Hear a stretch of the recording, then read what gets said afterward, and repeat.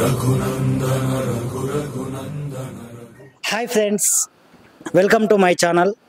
ఈరోజు మనం తెలుసుకోబోయే వీడియో ఏంటి అంటే తెలంగాణలోని వేములవాడ ఆలయానికి 5 కిలోమీటర్ల దూరంలో అగ్రహారం ఆంజనేయ స్వామి దేవస్థానం అయితే ఉంటుంది. చిన్న కొండగట్టు లెక్క అన్నట్టు మనకు వేములవాడ వచ్చిన భక్తులు కొండగట్టు వెళ్ళడానికి వీల్లేని పక్షంలో ఇక్కడికి వచ్చి దర్శనం చేసుకోవడం జరుగుతుంది.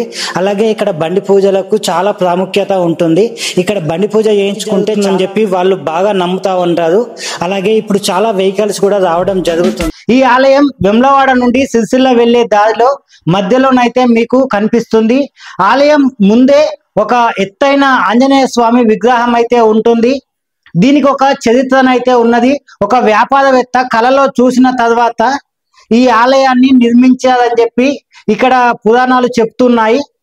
అలాగే ఇక్కడ ముఖ్యమైన ఇంకొక ప్రత్యేకత ఏంటి అంటే పండుగల సమయంలో, ముఖ్యంగా హనుమాన్ జయంతి సమయంలో, చిన్న జయంతి అలాగే పెద్ద జయంతి ఉత్సవాలు జరుగుతున్నప్పుడు ఇక్కడ చాలా మంది వాళ్ళ మాలలు తీసుకునడం జరుగుతుంది. అలాగే వేసుకోవడం కూడా జరుగుతుంది.